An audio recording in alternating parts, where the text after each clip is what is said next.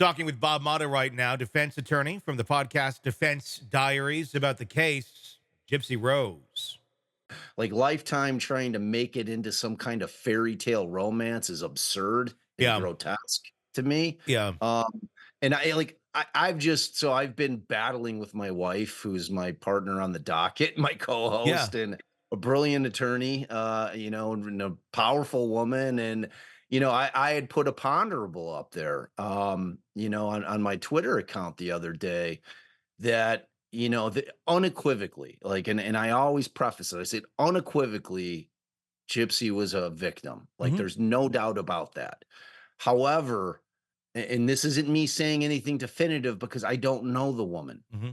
However, but looking at it from the outside, adding in the factor of the murder that she unequivocally planned and unequivocally got this guy to perform on it at her behest. Hmm. Going from victim, like, you have that weird, horrible dynamic of when victims turn into the predator Yeah. or victims turn into the grifter. I Hmm. mean, she was born into a grifter's family because her mother was like, no Yeah. matter what you want to say about her, she was a grifter through and through. I mean, the woman didn't work. She used her child in order to financially support her and her child. And at some point, when you're looking at the story, like Gypsy says, she's like, I knew I could walk. She was like, in the sense that she's complicit, but the question becomes, is that willful complicity, or was it complicity due to the fact that she had been abused in this way for so long? You Hmm. know what I mean? Sure. It's such a strange circumstance, and it's not your typical Munchausen by proxy or factitious Yeah. uh Disorder. disorder. In that she wasn't being like poisoned. Like, Hmm. typically, when it's the by proxy or by another, they're typically making the child sick in Hmm. order for them to be able to care for them, Hmm. so they're keeping them in a perpetual state of sickness by poisoning them, not enough to kill them, but to make them ill. So there wasn't any of that going on. She certainly was giving her a lot of prescription meds. She certainly was, obviously bringing her in for surgical procedures, but like, we just don't know the dynamic of what was going on between those two people Hmm. in terms of that relationship. I mean, she's like, my mom was my best friend. I loved my mom, like, and this is when she's a teenager, Hmm. and it's like, I got into a really long debate with my wife who was like, you're nuts. It's like, I'm offended that you're even saying that she's anything other than a victim. It's like, I'm like, and I'm like, I'm saying, I'm critically thinking about it Yeah. because it's a very unusual circumstance. And the fact of the matter is that we don't have the opportunity to hear Dee Dee's side of it Hmm. because it may be a different story. I mean, we're all accepting everything that Gypsy is saying as gospel, Yeah. as in terms of what went on. And look, I'm a defense attorney, man. I live in the world of defending people and always looking at things objectively. And I can't help but look at this story and ask questions. Hmm. I mean, there's just some things that are hard for me to stomach Yeah. when and if we subtracted the fact that she murdered her mother and we took that out of the equation entirely, I'm not having any doubt Hmm. about what she's saying. When that becomes a thing, and as a criminal defense attorney, I live in the world of trying to create a defense. Hmm. And if I'm her attorney and she had this public defender and she's accused of this, she said it in the thing. She's like, I was hysterical when I realized that after what I had done with respect to my mother, that I was looking at the death penalty. Like, she wasn't like, she didn't think it that far through Hmm. in terms of like, okay, well, this is what the end game could be on this.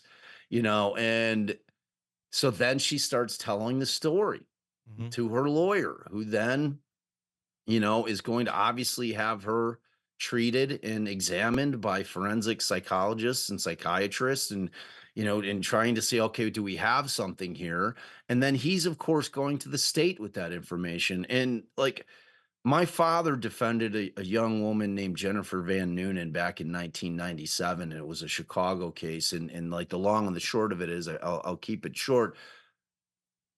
A pattern of abuse had taken place in that household with both Jennifer, who I think was 14 at the time that this thing happened, which I'll tell you about.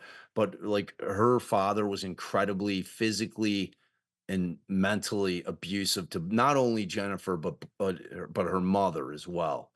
And like just like threatening to kill the mother constantly. Every time he drank, he was a raging just monster. So one night, like, after she's up in her room and she hears her father going at her mother again, Jennifer falls asleep in her room, wakes up in the middle of the night, kind of like in a fugue state, like nothing heated was happening at the moment.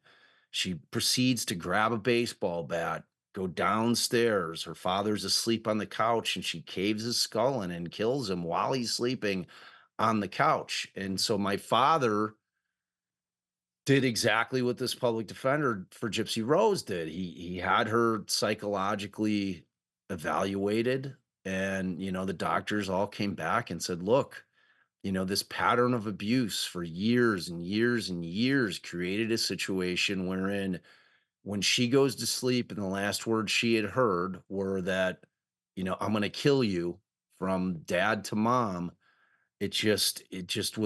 It resonated with her in a sense that when she wakes up in this kind of stupor and goes down there and does it, that, it's like it wasn't excusable, but in the sense that it was Mhm. like dad almost had it coming, Yeah. and so ultimately the end result of that case was that my father, of course, produced all the doctor reports to the state. They looked at it. They looked at the pattern and the cycle of abuse that had gone on for years and years.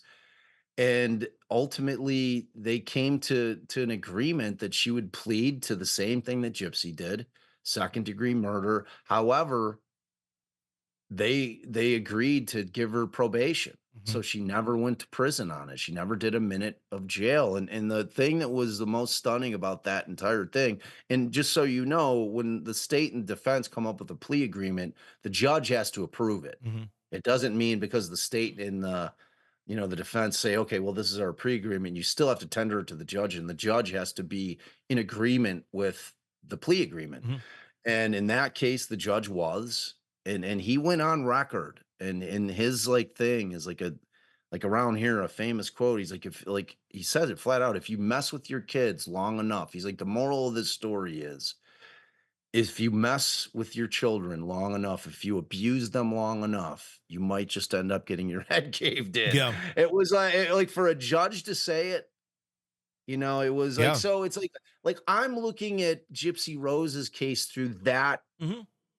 through that lens, and like there's just differences because I just don't know like if she made that shift from, like just being a straight victim, like when she's young and Mhm. doesn't understand what's going on and everything that her mother was saying and doing, she just went along with to where the point where she realizes that she can walk, Mhm. to when she's, she had to know when she's going into the doctor's appointments that look, like I just the conversation between Dee Dee and Gypsy had to take place. Like, look, you got to play this game. Like this is how we live. Yeah. You like going to Disney, you like having the house that Habitat for Humanity built us, like this is what we have to do. This is what we do.